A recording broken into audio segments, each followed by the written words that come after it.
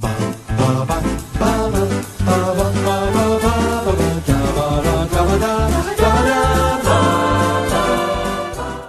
I'm Thomas Carruthers. I'm Will Leggetter. Rhian Holmes. Oh. Let me finish. Well, we should let her finish because she's finishing her 3 picks. I am indeed. These are, we are in the middle of Rhian's 3 picks. And something I've just realised, you should have gone the whole hog with your 3 picks. Your 3 picks should have had a theme. Because apart from Perks of Being a Wallflower, these are movies that have birthed musicals. That is very true. Maybe they should make a Perks musical. I can figure maybe. That's a big maybe. My Aunt Helen, my favourite person. You know, I just don't see. I mean, there's obviously great musicals with dramatic scenes, but be a very hard tone. I think the kineticism of the Aunt Helen stuff. Like, what would you do? Would you ever be like the ghost in Billy Elliot? Would you ever be Should like narrate? I'm thinking. She'd narrate the entire film. Yeah. Oh God. I'm thinking like a lyrical movement piece. I'll keep you posted. Very dream ballet, very very Oklahoma. And you know what my favorite thing is? People who were never there talking about how influential Oklahoma's dream ballet was in musical documentaries, and then it cutting to one old person, and they're like, "I just didn't know what were happening. They just started dance." I don't know why it's a Yorkshire woman. Have you heard the revival, the really recent one? Don't get me started. It's crazy. It's on acid. It's strange. And they all eat chili. Who gives a shit? Who gives a shit? You know, I'm fine with Ruders and Hammersteins being museum pieces. I'm fine with that. Because they only work as museum pieces. Well, anyway, everybody loves it. It's just me. I'm a grumpy old git. Rhian, why don't you tell us about your 3rd pick? This is Spielberg's classic Catch Me If You Can, starring Leonardo DiCaprio and the incomparable Tom Hanks. The incomparable Christopher Walken. Welcome to Miami Mutual Bank. How may I help you? I'd like to cash this check here, and I'd like to take you out for a steak dinner. Are you a real life pilot? I sure am, little lady. The jump seat is open. It's been a while since I've done this. Which one's the jump seat again? Dr. Connors to the ER. Dr. Connors to the ER. This is irrefutable evidence that the defendant is lying. Special Agent Hanratty, FBI. Hello, Carl. You're gonna get caught. It's like Vegas. The house always wins. Some nuts flying around the country posing as a pilot. Call him the James Bond of the sky. Hello, Pusher. This is by far the best date I have ever been on. He's a kid. That's why he doesn't have a record. 30 milligrams of codeine every 4 hours. Do you concur? I concur. Dr. Harris, Yes? do you concur? Concur with what, sir? Ma'am, I'm sorry to have to tell you, your son is forging checks. I have a payroll check here I'd like to cash. I'm working part-time at the church now. Just tell me how much yours and I'll pay you back. $1.3 million. Will, you're on hiatus, but this film is so good and you like it so much that you've greeted us. So, Will, why don't you tell us about how much you like Catch Me If You Can? I love it. It's got 2 great leads. And it's just a really good story. The fact that it's based on a real story as well, I like that because that just makes it more exciting. It's just a really, really good film. It is thoroughly enjoyable. And also it's...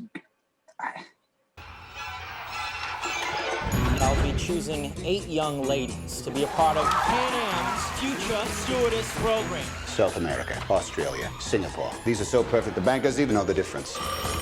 What do you want? To apologize. You didn't call to apologize, did you? You have no one else to call.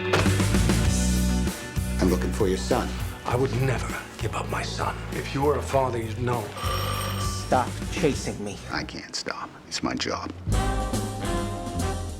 You see these people staring at you? They keep peeking over their shoulders, wondering where you're going tonight. Where you going, Frank? Don't tell me not to fly, I've simply got to. If someone takes a spill, it's me and not you.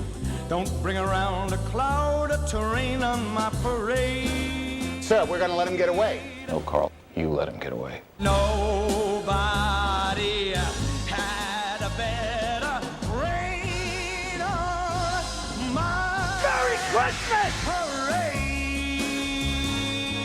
I'm getting close, huh? You will go to prison. You're gonna have to catch me. It's another one in the long line of movies that Tom watched as a kid, where he was like, "Oh, why can't I be him?" I think it's Ferris. Yeah. I think it's Frank. I don't know. I say long list. Anyone with contempt for authority. That is Wears cool clothes. That is true. Literally, Cuckoo's Martin Nest. Sheen. I love Martin Sheen in Apocalypse Now. Saigon.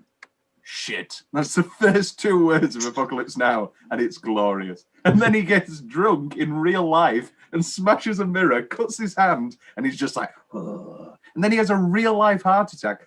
Apocalypse Now, great film. And he's great in this as well, as Roger Strong, which sounds like a fake porn name. It does. My name's Roger Strong. So they just couldn't be bothered. Like, it's Roger. Viagra. It won't make you James Bond, but it will make you Roger Moore. Right, I'm going to open up with the Tom's Big Question.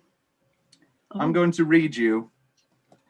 This is Spielberg's 2000s. Is this the best film of Spielberg's 2000s? Okay, here we go. Okay, now, here we go. Jaws deleted scenes. That was the first thing that comes up on IMDb. AI, Minority Report, Catch Me If You Can, The Terminal, War of the Worlds, Munich, Indiana Jones and the Kingdom of the Crystal Skull. And then I'm gonna go straight in and just say The Terminal, because it is my favourite Spielberg. It's my favourite Tom Hanks. You do love He's a big fan of Tom Hanks in an airport, wasn't he? Back in the 2000s. I do love The Terminal. I watched it recently and it's very heartfelt. However, I'm going to say this. This just clinches it for me. Yeah. For me, it's this or Munich. I think Munich's like, I guess, this film snobby choice. I remember there being a real Munich push at one point where they were like, yeah, no.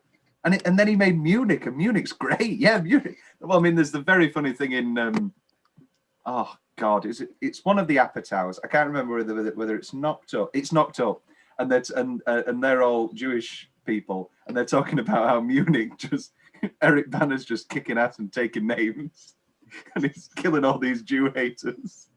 It's a great comedic scene, and Munich is a great film. But for me, it's Catch Me If You Can. I think if you go on, Will, if you put your personal, some might say, bizarre love for The Terminal aside, is Catch Me If You Can the best of those films?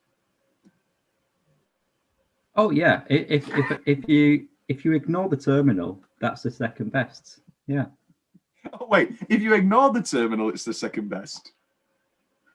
Yeah, Munich's the best. Munich's yeah. And then is 2010s. Spielberg's. Is this our first Spielberg film? Oh, it can't be. Surely not. No, it is. What? Because I remember penciling in Jaws for future for the people watching this in a year and a half. Jaws. And can we do all the Jawses? Which one's the most? I love the one? Jawses. I love all the Jawses. Jaws 2, excellent. Not excellent, but very, very good. I like the one in the Sea World. Jaws 3, 3D. Jaws 3D. Oh. Jaws 3D. I made a defamatory joke about Jaws, and it almost cost us this friendship. It was. I said, when would you show Jaws to a child? Because I think I'm gonna, I don't know, maybe 5. I think my little children. Straight from the womb. This is This is Roy Scheider, critically acclaimed character actor of the 70s. I think I'd take them after they've swam a few times, so it doesn't taint the whole experience. Oh, yeah. Not to get them in before. That makes sense. Well, this is the thing. It doesn't matter whether you've taken in the ocean. I used to be scared in swimming pools of Jaws. I was there was always a shark at light waves. Rhea doesn't get that because she's Welsh. We have swimming pools. We have troughs that sometimes fill with rainwater. And we have Barry Island. Oh yeah, Barry Allen from my favourite show, Gavin and I don't like famously don't like half of the entire Welsh part of Gavin and Stacey. Let's dive straight into Catch Me If You Can. YouTube comments. Let's see what the kids are saying. I swear I swear I would try again. I swear I would like to meet this guy in person one day. This guy's a genius. I'm sure he'd love to meet you too, user 41027. No, he's called Anonymous Being. Even better. Forgeries were so easy until the 80s. This is true. I was thinking about this. You know, Talented Mr. Ripley, one of my genuine favourite films. And the amount of shit he gets away with in Talented Mr. Ripley, just because it's like the 50s, and the thought never crossed anybody's mind to fake a passport, seemingly. And it's like, yeah, he vaguely looks like Jude Law. It's like, okay. Talented Mr. Ripley, excellent film. Between Frank Abagnale, Jordan Belfort, and his real life of Leonardo DiCaprio, this kid needs a serious rest. And Lily says, the man created by gods. I mean, what a performance. When I watched this film, I was literally 7 years old. I can't understand anything. Not figuratively 7 years old. Literally 7 years old. I must have been about 7 when I first watched it. I famously watched films too young. Into the Game, the Michael Douglas movie, The Game. Great film. I was into The Game as a young kid as well. Best 10-minute stretch. Will, why don't you kick us off with your nominations for best 10-minute stretch? I really like the family dinner when he goes to see Mr. Sheen, and you've got that whole awkward confrontation about what was his dog's name? I think that's wonderful. What would you do in that? Oh, Beckley! Oh, Dad! What would you do in that scenario, Tom? I think. Well, you've always. I mean, the classic. You know, he never had a dog. You know, that's where you keep wanting it. You keep wanting it to go. I've used that before. I literally have caught people lying about movies because I'll say, "Oh, what about when the dog dies?" And they go, "I know, it's so upsetting." You go, "You're a liar. You've never seen this film." That is psychotic. Well, it is true. When I was in America, I have Frank Abagnale. I have sociopathic tendencies. Like later on Look North, when I kill somebody, and they'll use a clip from this. But I have sociopathic tendencies. Like I would go to parties in America. I did it sometimes in England, and they'd say, "What's your name?" What's your name? And I go, "Yeah, no, I'm Roger." Like I just make up a name, just like people I knew I'd never meet again. This is like ground zero for me. I may be psychotic. Sorry, I'm just taking notes for when I go on my American exchange. Yeah, Roger. And I just make up names. And then my real sociopath thing was then when was pretending to be American, and then going, "Oh no, I have a really good British accent," and they go, "Oh, do it then, do it." And I was like, "Yeah, hi, my name's Thomas Carruthers." They're like, "Oh my God, that's really good. Where did you learn that?" Maybe a sociopath. It got annoying when me and Tom went to Berlin, and I think we wanted to know where the nearest train station was, and so we're in this shopping centre, and Tom was like, "Oh, let's just go ask the police. That's what they're for. They give directions. They help out." And so he goes up to him, and he's like, "Hola. Oh, So he's speaking Spanish to a German police officer. So then we get directions in Spanish back. Right, there's no help at all. Why would you do that? I think it was supposed to be hello, like the German. Just like the German. Like the Germans do. That was another time where we nearly got we got frauded. We got pulled up for train, and the guy came round checking his tickets, and it was like, yeah, these are bad tickets. What have you done? You need to then check the tickets. And then they were like, oh no, it's going to be 100 Berlin money fine. Euros. Berlin money. And Henry nearly got fleeced, and Will was very willing to pay 200 euros. And I said, wait a minute. And then we get to the place, and Lucy, who we were also with, said, yeah, no, that's one of the most common scams in Berlin. I've just looked it up on my phone. She could have looked it up while we were there. I think you are doing one of the most common scams in Berlin. And then we ran away and we went, catch me. If you can. If you can. He's so close to saying catch me if you can in that final scene. Oh, God, yeah. The amount of times he says catch me, it's like, catch me, catch me. He's so close. I'll throw some nominations out for 10-minute stretch. Our initial sort of, I'm breaking the rules already. Our initial sort of 20 minutes with Walken, with his father. And then obviously after that point, we only get him in those sparse meetings over the years. Really just sets the scene. And you see how great all these little tricks are going to be in the hands of somebody as dashingly handsome as Leo. Not that Christopher Walken isn't handsome, but he doesn't look like a 20-year-old Leonardo DiCaprio.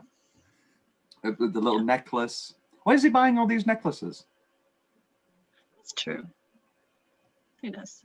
Also, that brings me to a good point. This film would have been a lot different if Frank was just a bit ugly. I looked at some pictures, and he looks a bit like Carl Bernstein. So basically, it looks like Dustin Hoffman in All the President's Men. He's not like Drop Dead Ugly. Yeah, he's not like Drop Dead Ugly. But no, because charm as well. You need charm. I suppose, but like they really harp on about how he charmed his way. But you need a little bit of visuals to back that up. Oh yeah. I mean, yeah. I just think of Anne Bancroft. I think Mel Brooks and Anne Bancroft's love through the years has really put me in a bad position when it comes to making relationships of my own. Because I think of little Mel Brooks, and he's like, "Hey Anne, I'm going to marry you," and then they do get married. Not that I've yelled at a woman across a thing. I'm going to marry you. Maybe that's your problem. Gotta try everything. Yeah, maybe that's what I'll do. I'll say, "Hey, you want to marry me? You look like Anne Bancroft. Who's she?" Oh well. 10-minute stretch. The pilot, becoming a pilot, having sex with God damn it, what's her name? Ellen Pompeo. Ellen Pompeo from Grey's Anatomy. Yes. Are you a Grey's Anatomy fan, right? I'm a big Grey's Anatomy fan. Yes. No, my mother and sister love Grey's Anatomy. So I've seen fits and starts. Is this her first role? I'll double check. She's in Old School. She's like the underwritten love interest in Old School. Not that it really needs to be overwritten, but no, she's in lots of TV. She's in a is that Law and Order UK? No, it's Law and Order US, obviously. She famously gets cut out of Eternal Sunshine of the Spotless Mind. I don't know where, but she gets cut out. So, poor Ellen Pompeo. I think she's doing fine, though. Yeah. Hasn't hurt her career too much. This is true. Maybe. A couple years ago, I was on the cover of 17. Yeah. You're that model, right? Cheryl. You guys used to put your picture on their lockers. Isn't that your silver car I saw parked out front? Yeah. One of them. So, think I could get an autograph?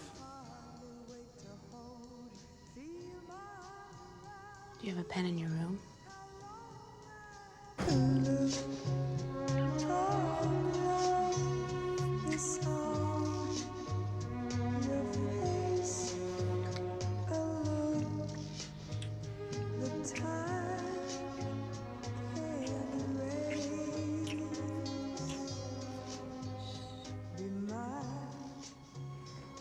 man like you can buy anything he wants.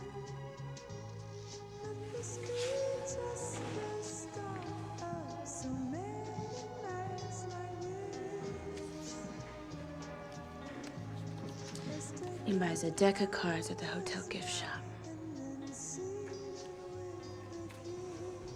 You want to see a card trick? How much do these cards cost? 55 cents, I think. And if they sold me downstairs at the hotel gift shop, how much would you pay? I'm sorry. How much would I pay for what? First meeting Hanks,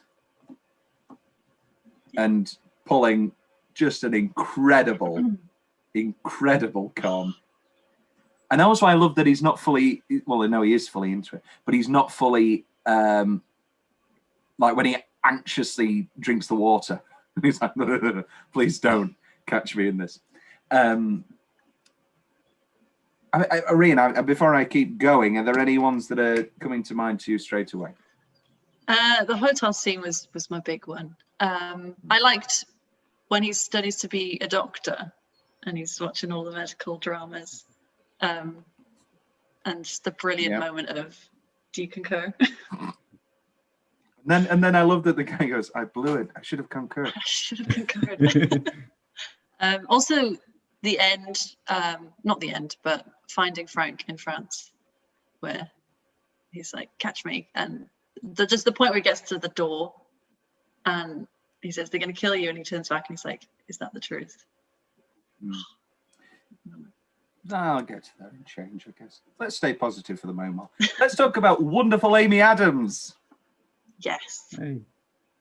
Amy, what a woman. Should have won 2 Oscars by now at least. Oh God, yeah. Drop Dead Gorgeous is her first role, and she's great in that. She's got that very young face in these sort of early movies. She's in Drop Dead Gorgeous. Then 2 years later, she's in this. She plays young Sarah Michelle Gellar in Cruel Intentions 2, which is a terrible sequel. But not that Cruel Intentions is a masterpiece, but it's definitely enjoyable. But this is her big sort of, oh wait, no, she can do this. And she's hilarious. She breaks your heart. She's wonderful. I think that's probably my favorite stretch, is falling in love with Brenda, and he is in love with her, isn't he? He is fully in love with her. There's no, you've got wandering eyes, Rhian. Do you not think he's in love with her? I mean, I've thought about this a lot. I think he like entertains the idea of having a real life with her for a moment, and then he's like, no, I can't do it. But I think because the moment when he proposes, you're thinking, is he just doing this for her, or is he actually like, is this just another piece of the puzzle, like another role to assume kind of thing? I think he's doing it for her because he, at that point, well, no, she does say he's a lawyer, and that's the point where he engages. What do you think, Will? What are you thinking? I was just going to say, this brings me on to another one of my favourite 10-minute stretches, which is that the whole engagement party crash. He's so close out the window, and then the whole meet me here. She's waiting. We've got him. No, and then we've got the whole. He goes around to the schools. He recruits all of the, and then that's it. I like that. And Come Fly With Me is incredible. Yeah, it is. It needs. I do love that Brenda moment of she just has no idea, and all she wants to know is his real name, and then the moment at the airport, as you say, of him watching and slowly clocking, and she doesn't get the Ashley Judd moment in Heat or Michelle Monaghan in The Town, where she gets to like Ashley Judd just goes no, and she like gives a sign to Val Kilmer, and it's like no, they're here. Amy and Brenda don't get to do that, I guess, which I think is obviously. I mean, she doesn't know he's there, maybe, and he already realizes by that point. But yeah, no, the Come Fly With Me, and that's really the final joyous moment of the film. Is the Come Fly With Me? Yeah. Which is, I guess I'll cede this now. For me, it really loses its way in its final 25 minutes. I know it's all needed, and I know that that's the end, and that has to be the end. But I just think, and I don't really think the movie needs to be longer, but I think it's a real harsh jump. Yeah, I mean, the Brenda stuff was one of the few things that they didn't take from real life. She was an amalgamation, yeah. There's lots of amalgamating in this. But he was never engaged or anything like that. So they kind of had to take a step back from the romanticism and then like start reeling off the factual events. So I guess that kind of aids the jump part. Then again, Tom, I think that in that last 25 minutes, the confrontation where Tom Hanks follows him to the airport and they have that one last, and he's like, right, I'm putting it on the plate for you there. That is perfect, and it needs that. And so I guess that sort of the 10 minutes, 15 minutes before that's just building you up for that. So now we know that turning point, but that is very important. I think if anything, it needs 5 minutes of him alone and depressed in France. I'm not so sure. Because we go straight from Come Fly With Me, which arguably is the biggest whoa moment. Yeah. And then it's he's going mad, he's going wild, he's gone to Egypt, Europe, maybe continue maybe have an around the world montage, have a happy around the world montage, and then 5 minutes of this is pretty shit now. I'm making money, but I've no one to spend it on. I don't care myself. I don't know. I think it's because Goodfellas, it's got that Goodfellas rise and fall structure, obviously. But even Wolf of Wall Street. And Wolf of Wall, I just think those movies let it breathe a lot more. And they, we get more of a descent. This really is slapdash. Where am I? Go on. I think like there are moments throughout that kind of allude to his unhappiness. The whole meeting with his dad where he's like, just tell me to stop is a big one. Whereas towards the end, it's like we're following Hanratty's perspective. So he's like he's waiting to bust this big glamorous operation once again, and then he just sees like this stressed out little boy, and it's like he's the only person that sees that side of him. Yes, this is true. I mean, it's got that. I think that's Leo's worst scene, and I think it's Hank's best scene. I can't agree with that. Really struck me this time. I was like, oh no, Leo, I think Leo's bad here. I think he's playing the kid thing very well, but maybe it's the dialogue as well and the way that the scene's been set up to have him sort of be half blasé. I just think he's going, this is my Oscar moment. What about when he gets to his mother's house? That's fine. Yeah, that as well. I don't know how that child doesn't go, ah! ah! Yeah. She's so chill. Well, what do you think of that sort of that final French press scene? I agree with you in the sense that it's a Tom Hanks scene, because I feel a lot more for Tom in that bit, but with the Christmas carols in the background as well, and especially when they go outside and all the police come up, and you can just see Tom is just so upset for him. He wants to help him, really. I think that's. I was banging on the window, you know. Don't worry, I'll get you extradited. Don't worry, there's no problems. Yeah, I don't know. I can't explain it. Why do you think he's so good? Maybe that can illuminate it to me.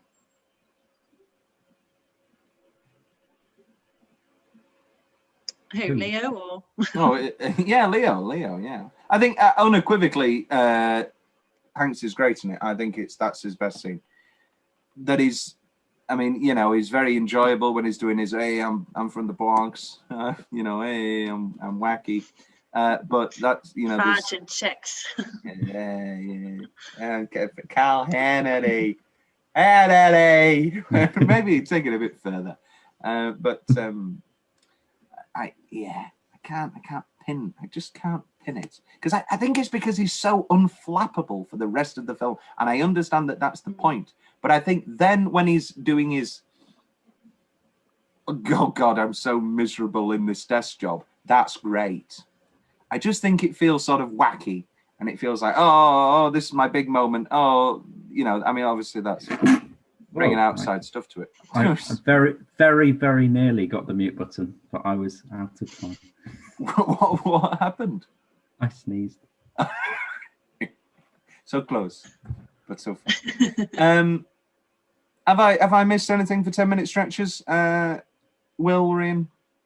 Let's have a look. I think they're the standout ones for me, at least. Yeah. Thomas Weirdley's specific favourite part of the film. I love the game show initial setup, which is based on a real episode of the show that Frank went on. Nobody guessed it was him. I love Hanks putting up his umbrella indoors just to show how dire that initial prison is. The image that's always stuck with me, actually, from being a child, is of all the planes in the bath. That's just a great image, and has always stuck with me. Miss Pompeo's laugh. She's just wonderful in this. Her little minute, she just is great. And I guess she's playing a bit of an airhead, sort of stewardess. But I think she's just sensational, which leads us into my next specific favourite part. Just a great gag. No. Yes. Just a great gag. Just a great gag. And they're both clearly enjoying themselves. That's his virginity, isn't it? Yeah. Because that's why it's the best date. It's the best first date I've ever been on. Potentially the only first date he's ever been on. This is true. You know, not to be too crude, would he stop to acknowledge how great it is, or would he just go?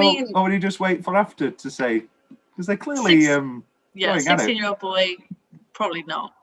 But Leonardo DiCaprio, yes. Frank Abagnale is Leonardo. No, Leo would go. Well, give it. You know, we can get one a day. Beautiful women.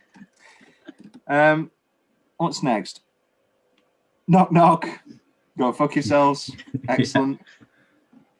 The Bond, James Bond little moment, a bit kitschy, bit corny, but it works, and it shows that once again that he's a little boy. Another moment that I remember from a child, I love the reveal that he is at the hotel and he is at the room 3113. Yeah. And it's that early thing of like, oh no, he thinks they're going to be wacky and they're going to have a nice little relationship and they'll be back and forth. No, it's just going to go on for years and be miserable. I love Amy Adams trying to show that her braces are off before the kiss, but like, hello. And then the kiss is excellent. I love how much wacky stuff she does with the hair. I keep saying wacky today. It is wacky. Love the sing along on the sofa. Of the house. A-double-L-Y. I love Martin Sheen and his wife, To Embraceable You. Obviously, you've got the lovely mirroring of that with Chris Walken doing some great dancing earlier. Everybody forgets that Chris Walken is a professionally trained dancer. No way. But I love that little sway at the sink. That's what love is. That's what marriage is. That's what we all aim for. Not everybody, I guess. I love the Come Fly With Me piano that they've hired the guy at the university to play Come Fly With Me. Very good. And then obviously that leads into Come Fly With Me. Excellent. Will, you're more general or you're more specific favourite past the film? You've got them all, which is really annoying. You've never done that before. I've never got every one. No, I've usually got one left that I'm allowed to talk about. You've got them all. I usually go first on that one because they're usually very specific. Rhian, any really pernickety little things? You mentioned Ellen Pompeo's great laugh, but you failed to mention Elizabeth Banks' great laugh. He just has a type of like beautiful women who have been instructed to act as geeky as possible. You know what? It's a great type. It's a really good type. Not to get there's a great roster of wonderfully charming women who are all beautiful. I mean, that's a trailer moment. They knew what they had there with Elizabeth Banks's laugh. I mean, good God, that's the opening of the official trailer. Is the I want to buy you a steak dinner. I also really like the real Frank Abagnale Jr.'s cameo at the end. He's one of the French police that puts him over the car. They should have got him to say a line and then reveal that he can't speak French.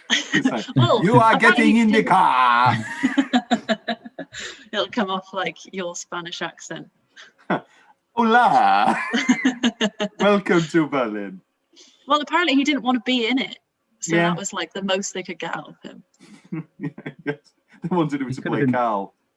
Could have been really corny, and he puts me against the game. I've been here before, kid. You don't want to do the same. I feel like the Django scene, and it's like, what's your name? Frank Abagnale Jr. It's like, how do you spell that? He goes, Abagnale, A-B-G. I know. And then, or he's in prison, and it's like, you don't know what it's like to be in here. And he goes, yes, I do. And he walks away. And then he looks into the camera. Or he's in like the cell next door, and he's like, tell me about it, kid. Or it's like in the end of 127 Hours, where he swims his length, and then he gets up out of the pool, and then there's the real guy there with his wife. I remember that. Why do I remember that? The amount of shit that I have in my head. Anyway, anything else, Rhian? Frank watching his parents dance. I know you mentioned the parallel, but I just really liked that moment. And when he's running down the street for what feels like years. Soundtrack corner. Here's the rundown. Embraceable You. Girl from Ipanema. The Look of Love. James Bond official theme. He's So Fine. Has anybody here seen Kelly? The Way You Look Tonight, Come Fly With Me. And that's it, really. We split this into best use of a song and best song, full stop. Will? I don't know what category to put Come Fly With Me in. But it's one of them. I think that's best use of a song. Yeah. However, the sultry use of Look of Love. I mean, Look of Love can't help but make any scene it's in ungodly sexual. So I guess. Are we on about the ABC Look of Love? Yeah, that's the look. That's the look. The Look of Love. The bit at the end of that song where he just starts screaming is incredible. Yippee-yi, yippee-yi-yi-yi. I love ABC. It's great. Shoot that poison arrow. Look out, everybody, for our ABC music video special episode ranking. Rhian?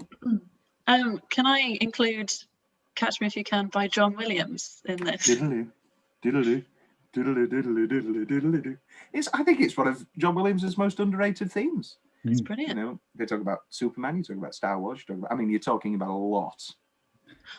Yeah, I mean, it doesn't hold a candle to Jaws. Philosopher's Stone. Oh yeah, I forgot he did that as well. Have you literally almost every iconic theme is John? I'm saying this like it's a hot take. It's not. It's not at all. It's not. I think maybe not the best orchestral piece, but you cannot deny the power of. It's 2 fucking keys. It's incredible. We move on to Oscar Travesty. This was nominated for 2 Oscars. Do you know what they were? Costume? Incorrect. They were nominated for Best Supporting Actor for Varken and Best Score. Wins neither. This is the big Chicago year. It's one of those Oscar splits, Best Picture, Best Director, because Polanski considered coming on American soil and getting arrested for when he did rape that woman. There's no he said, she said, because he said the same thing. Polanski, wonderful director, abysmal human being. But he does win for The Pianist, which is deserved, completely deserved. If we're going to divide art and artist, there's just no doubt. The Pianist is sensational. I was watching, was it The Wheel with Michael McIntyre? Don't get me fucking started on The Wheel. I hate The Wheel. We love it. The Wheel. It's The Wheel. Our household Saturday night. We're obsessed. It's so bad, but it's so good. Every time I watch The Wheel, I think of Jack Nicholson strangling Nurse Ratched at the end of Cuckoo's Nest. Just what I want to do to Michael McIntyre. I think they revealed that I never realised Adrian was the young. Is he still the youngest to win an Oscar? He's definitely the youngest man. Yeah, and he's not that young when he won it. No, he's not. Well, what's the average? The average of men and women is like very different. It's like the average age of women winning Best Actress is like 20. The average man is 50. They're very different. But Chicago is wonderful. Steve Martin does a host this year, and he has a great joke where he says everybody's very against what the producers of Chicago did. They made a really good movie that everybody enjoyed, and it's a great joke. And then the movie is better than the show. Yeah, I'd argue that. Yeah, why not? Yeah, great. No, I love Renee. I mean, Renee's absolute star. People who badmouth Renee, no time for them. If you get Bridget and Jerry Maguire and Chicago and Down with Love, you're in my books. I think she would have been good in this, actually. Fits the lineup. She's too old. Not to, I mean, this is a great Steve. That's one of the great Steve Martin jokes. Is that he's saying, actors can be anything. They can be young, and it cuts to the kid from Jerry Maguire, I think, middle-aged, and it's Natalie Portman now, so she's like 14, or old, and Reese Witherspoon in Sweet Home Alabama when she's obviously 30. It's very good. Steve Martin's 2002 Oscars, very, very good. Is Catch Me If You Can a travesty here? Are we missing it in this field? I'm surprised that Hanks did not get the Best Supporting Actor nomination. Over Walken. It feels like... For me, it feels more like a supporting performance, and it feels like Hanks and Leo, you've got the classic thing of like, flip a coin.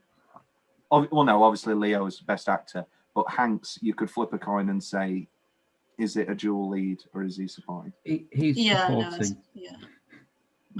And he could have easily replaced John C. Reilly. I love John C. Reilly, but anyone who plays Amos doesn't deserve anything. It's not going to be massively compelling, is it? Well, It's yeah, the no. nature of the character. This is a great supporting actor field. Chris Cooper's incredible in adaptation, and he wins. Paul Newman in Rose Perdition. I mean, adaptation. Meryl Streep's in that. She is. Will, have you seen adaptation? No, it was a question on University Challenge last night. Well, who does she play? Susan Orleans. Susan Orlean, the Orchard Thief. Very good film. This is just a very stacked year. Yeah, I could lose John C. Reilly as. Hey, this whole place is a panda keg. You'd notice him. You know who has a great moment in this year's Oscars? Will Ferrell and Jack Black sing a song. Yes. Sing a song. A comedian at the Oscars. The saddest man in town. All about how comedians don't get recognized at the Oscars. And then John C. Reilly stands up and he sings about how you can be in both Chicago and comedies.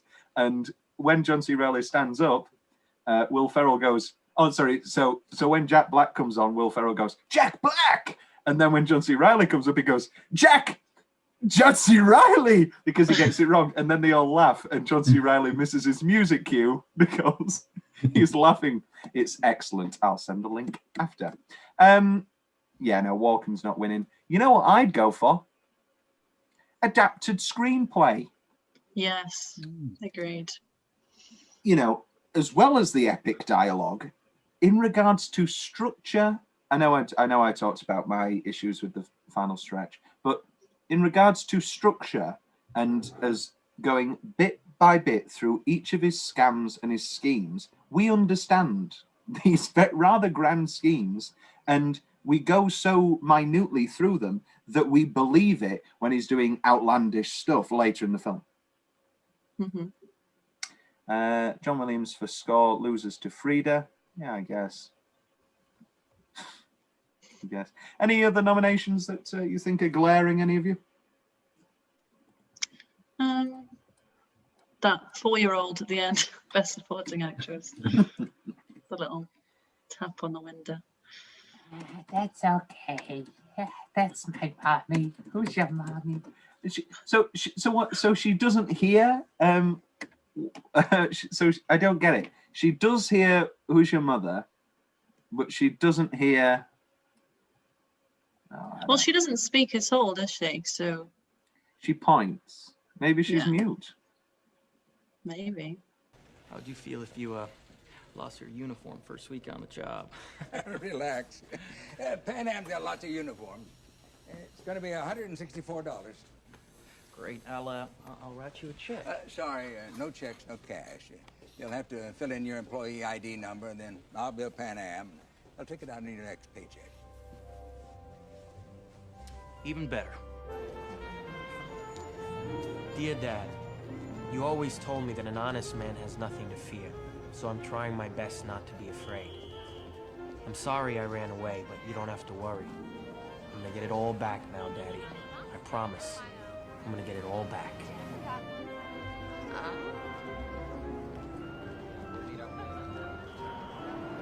Are you a real-life pilot? I sure am, little lady. What's your name? Celine. Celine, it's a pleasure to meet you. It's a pleasure to meet you, too.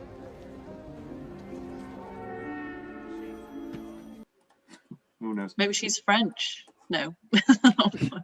You know what I do like? I mean, it's a true story, so I'm just, talking about a real man's death. But I love how specific and odd Christopher Walken's death is. Oh, it's. I mean, that's it's great. Well, let's get to that now. Let's do best single minute now, because I presume that's going to be up there for people. Mm-hmm. Sure. And then we'll do Will's favourite building or sign. But best single minute. The credits. Is this the first time we've had a credit sequence that's in best single minute? I say completely remembering when Vertigo was nominated for best single minute. So we move on. But the credits are exceptional. This is obviously our introduction to the wonderful score. Just very well designed and perfectly set up the slightly comedic, dramatic, whimsical tone that this film is going to take us on. Have you seen the Simpsons version? No. When's it? What's that for? They just do one of their opening, because they always change the opening credits. They just Yes, I know that they completely changed the ripped up. opening credits of The Simpsons world. Also, one of my other favourite Spielbergs, Tintin. That's Excellent. very, very similar. The opening. Well, I was hoping that Tintin was going to be in that 2000s, but it's not. It's 2011. I was like, that might be an actual serious conversation. Yeah, but no, it's The Terminal. I have here credits: being a substitute teacher. Yeah. Great.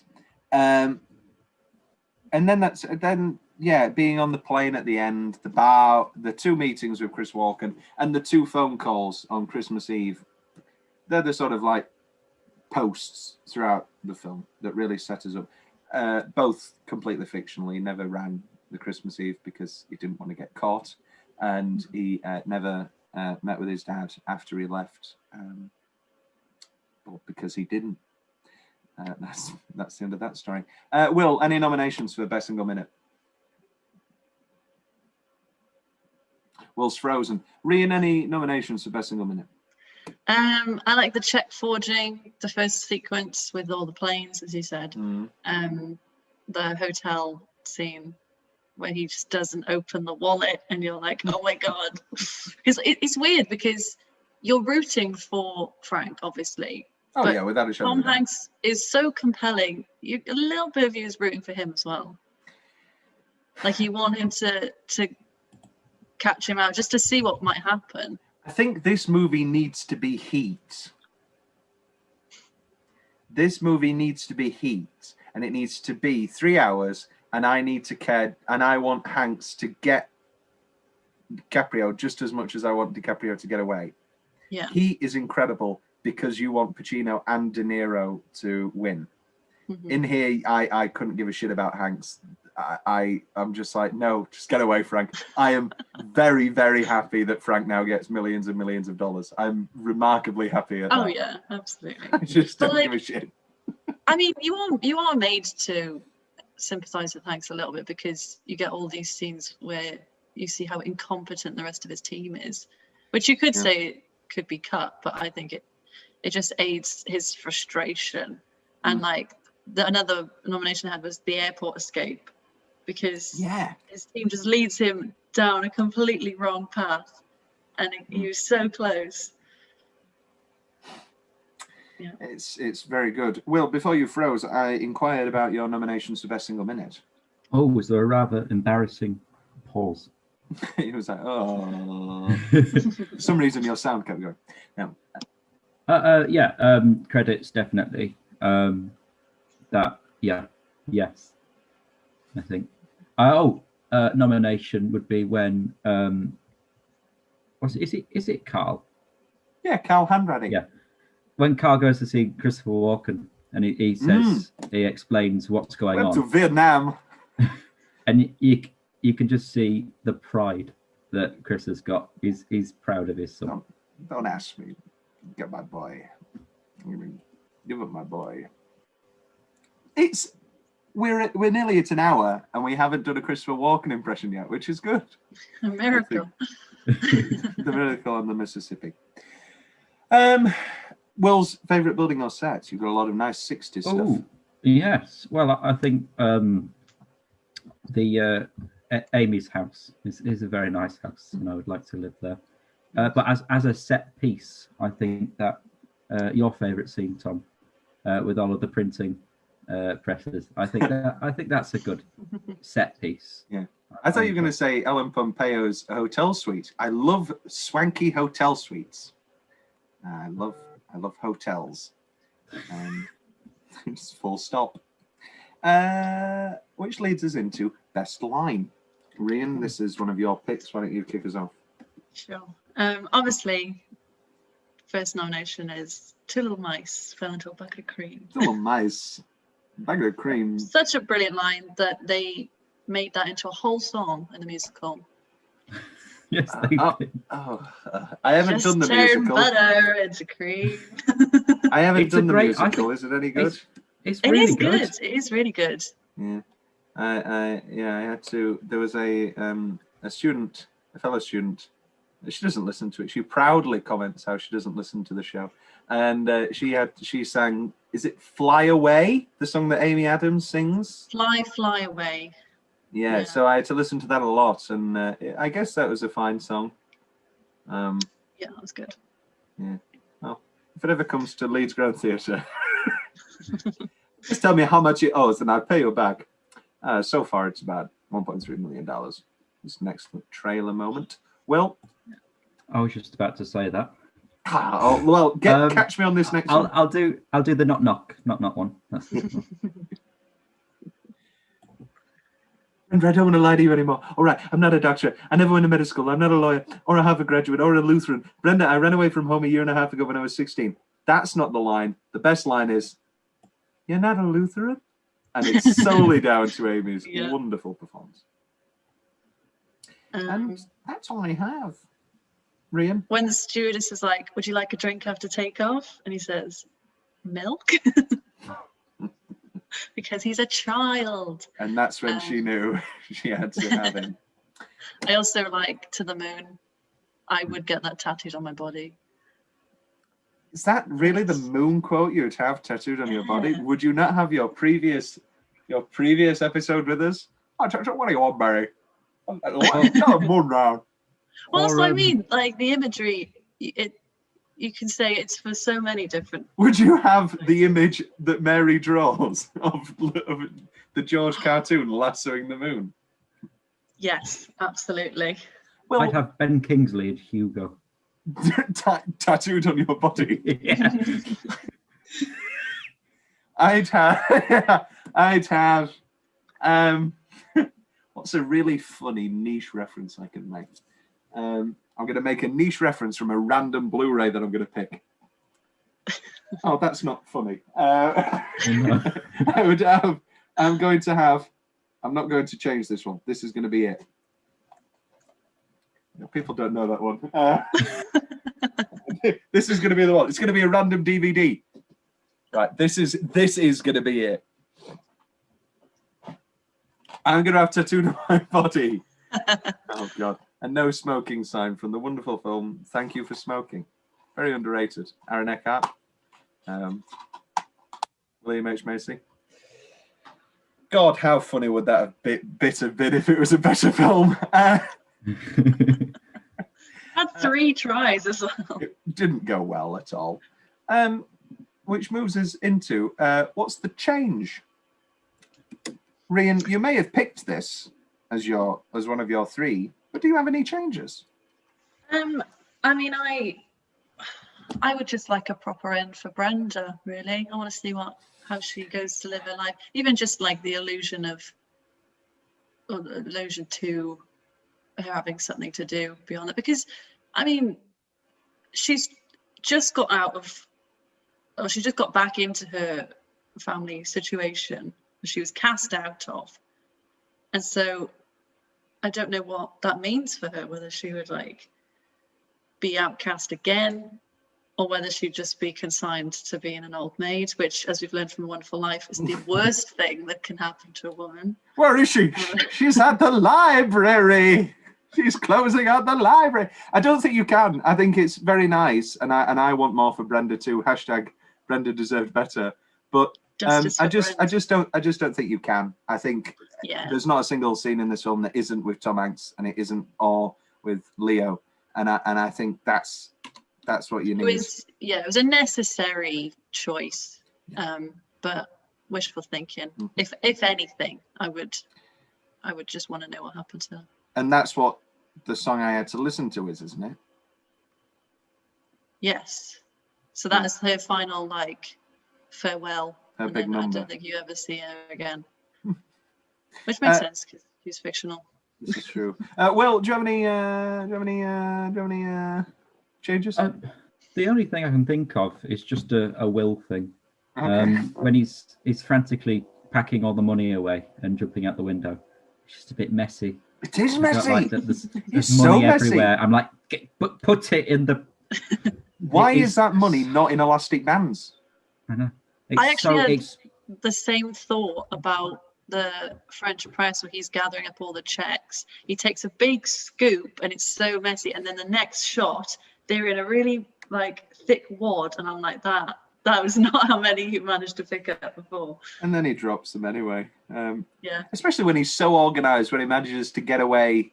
Oh, I got to take this evidence downstairs, and he's like, maybe it's because he's not under pressure there.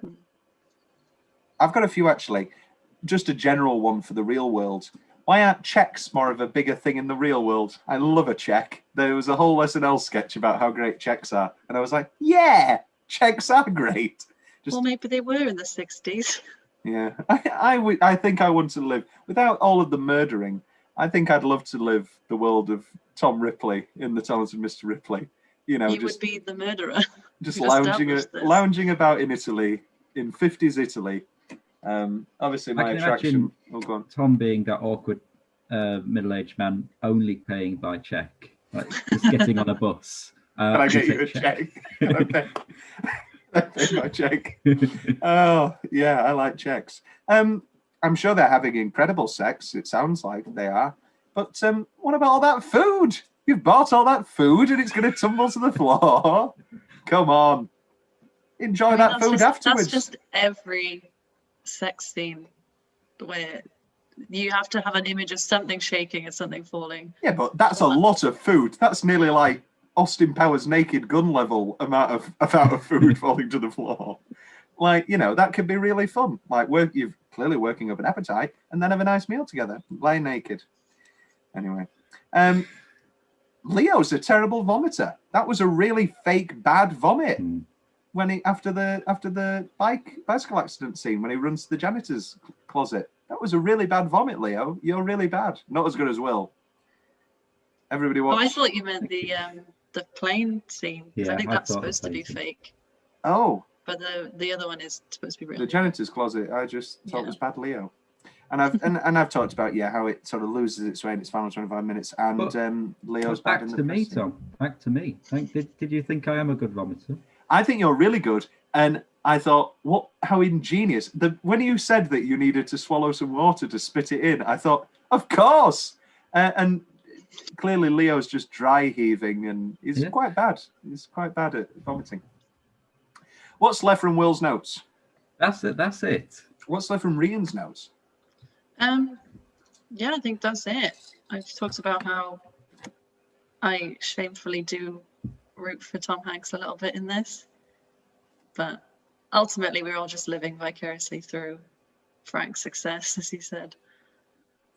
Well, my perfect idea for a TV channel is just the first half of Rise and Fall movies.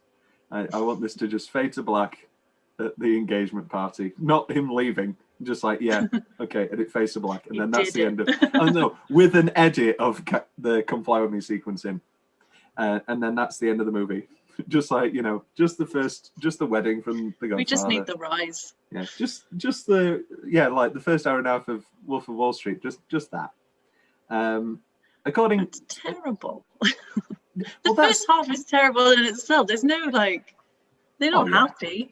I remember when Wolf of Wall Street came out, and obviously, and people kept saying like, "Oh yeah, I just want to be a stockbroker." Yeah. I was like, "You're not going to be a stockbroker," and everyone was like, "Oh, I love Wolf of Wall Street. Oh yeah, it looks so fun." I was like, and then people kept saying that it glamorized and stuff, and yeah, of course, I want to have sex with Margot Robbie as well, but it doesn't really glamorize anything when he crashes a car with his daughter and he's just snorted a mountain of cocaine. I guess for drug people, I guess it looks fun.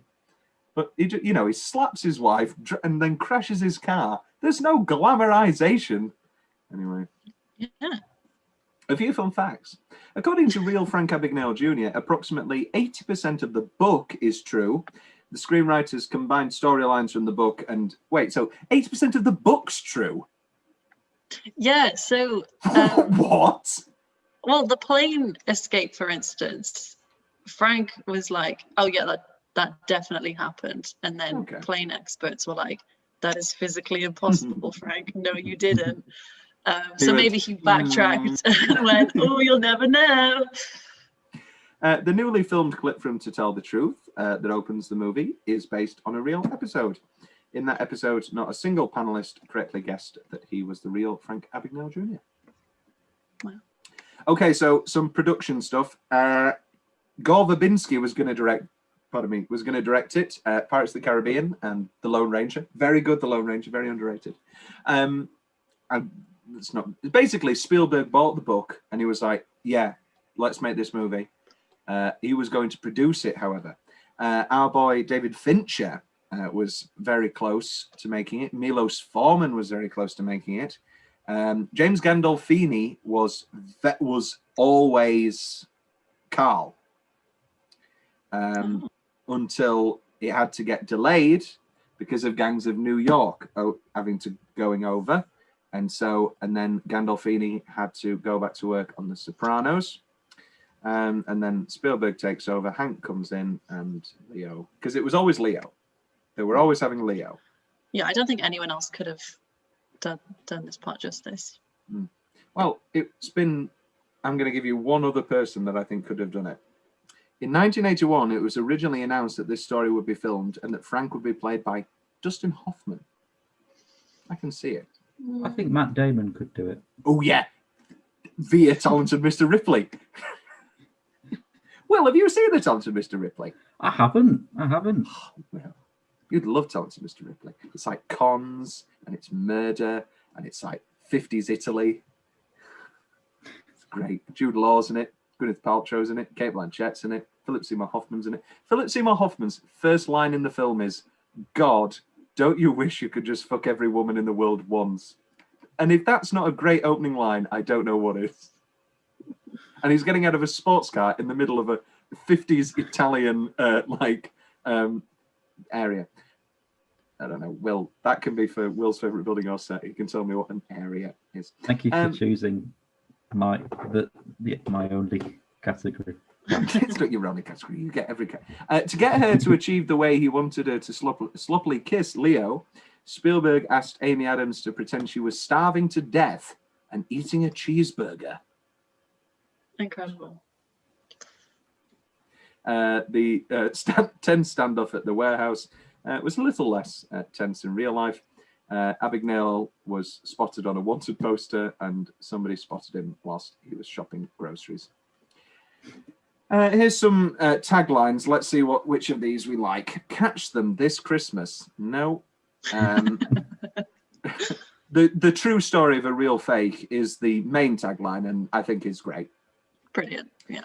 Frank didn't go to flight school. Frank didn't go to medical school. Frank didn't go to law school because Frank's still in high school. That's basically Back to the Future. He was late for everything until he went back in time. And then we've got the German for some reason. Then we have this was the German tagline. We do have the English translation, but this is the German. Die wahre Story einen genialen Täuschung. The true story of an ingenious deception. When people talk about Germans taking the fun out of everything, I think they may be referring to the Catch Me You Can. The true story of an ingenious deception. Tell me your name. Brenda, we can live anywhere we want, but you have to trust me, Brenda. Do you trust me? Yeah. Do you love me, Brenda? You love me. I love you. Excuse me, Mother. Honey, this is Mr. Hanratty, my wife, Carol. Mr. Henry. Ratty. Have you seen Frank or Brenda? I think they went upstairs.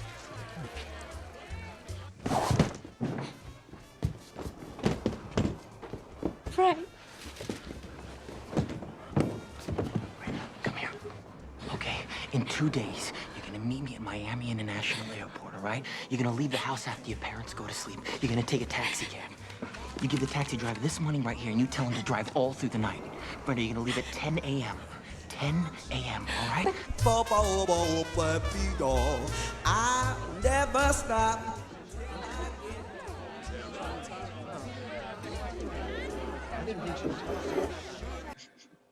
Tom's big question. don't know. Would he pay for sex with Jennifer Garner? He seems to be doing all right. He seems to be doing some pretty beautiful women. That is the part I always forget, and I feel like that could be my change. I think it needs to be Anne Bancroft. I think it needs to be an older Mrs. Robinson type woman who's clearly, she's a pro in every sense of the word. She knows what she's doing. And yes, I'm quite proud of that joke. And as we know in Basic Instinct, are you a pro? No, I'm an amateur. Incredible. Love Basic Instinct. Love Michael Douglas. Love Sharon Stone. Got that magna cum laude pussy playing on your mind. Basic Instinct, great film. Have you ever fucked on cocaine, Nick? Basic Instinct episode. I'm sure we'll eventually get around to it. But yeah, no, it needs. I just don't see him paying for sex. Well, he doesn't. She ends up paying him. Yeah, but he doesn't. He robs this woman. Oh no, maybe she's paying for it. Ellen Pompeo seems to be having a good time. And the talents I've just put talents of Mr. Ripley. Just how easy was it to be a con artist in 1950s and 60s? Yeah. Especially it's interesting though, because obviously with every technological advancement, there's a new type of cybercrime, because people always find the loopholes and things. So, I mean, on the whole, yeah, obviously it's much easier to commit crime in the 50s, but there's still hope. Well, do you think, because you hear about this all the time with cybercrime, is that they end up hiring hackers? And do you think they say, "Oh, let's do Catch Me If You Can"? Let's get him in. That's what I'd say if I was in the offices. You could have Social Network meets Catch Me If You Can. Yeah, sounds like well, we nearly had it. David Fincher was nearly going to direct this. What's that movie look like? It's a lot more depressing, I feel. It's a lot more meticulous. Rhian, this is the end of your 3 picks. You will be back. We've already recorded an episode for a year from now. Have we? Yeah, the Fincher stuff's. Speaking of Fincher, that's going to be next year. That's February 2022. Oh boy. I'm getting ahead of myself. We'll be long estranged by then. Yes, I do think, what if I die? This is my this, and then people start eventually watching it because it's oh, it's still with it, but it's instead of, it's like a weird version of Black Mirror, where instead of them programming me to say I love you, goodbye, it's oh, I love Basic Instinct, I love Talents of Mr. Ripley. It's just film Tourette's. Somebody edits all the time I say different quotes and they make it into, "Hello, my name is Thomas Carruthers. Thank you for coming to my funeral. Have you ever fucked on cocaine, Nick?" Oh, sorry, we missed that one. Well, they've got it now. They've got this footage. There we go. They've got it now. Rhian, have you any final thoughts on Catch Me If You Can? It's just brilliant. Well, it's tight. It's concise.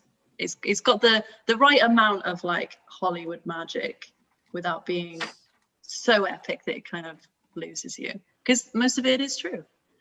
This is true. This is true. It's a true story of a real fake.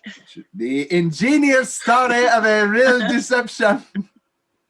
Hola, welcome to Berlin. Will, any final thoughts on Catch Me If You Can? Our first Steven Spielberg movie. And another thing I've just realised, our first Tom Hanks movie? Really? Oh, no. No, it is. He's one of my favourites. Have we done one? Milestone. It's because we've had to do all of Tom's niche films that no one's ever heard of for the first half of this. It's not true. I evened them out. We did Chicken Run, goddammit. And I think the people want more Chicken Run. Well, who knows? By this time, Chicken Run 2 may have come out. I'm very excited. That's a film you can make in lockdown. This is true, yeah. Yeah. It's going to take him even longer because there's only one person allowed to move them. It's you hear about them filming a 90-minute movie over 3 years. No, it's going to be one guy. That'd be a good psychological thriller. Like, Man forced to make chicken ratatouille all on his own. it's like, can you play back the Mel Gibson joke, please, so I know how the mouth looks? He's not in it, is he? No, they've not let him. They're distancing that as far as they can. Hey, sugar tits.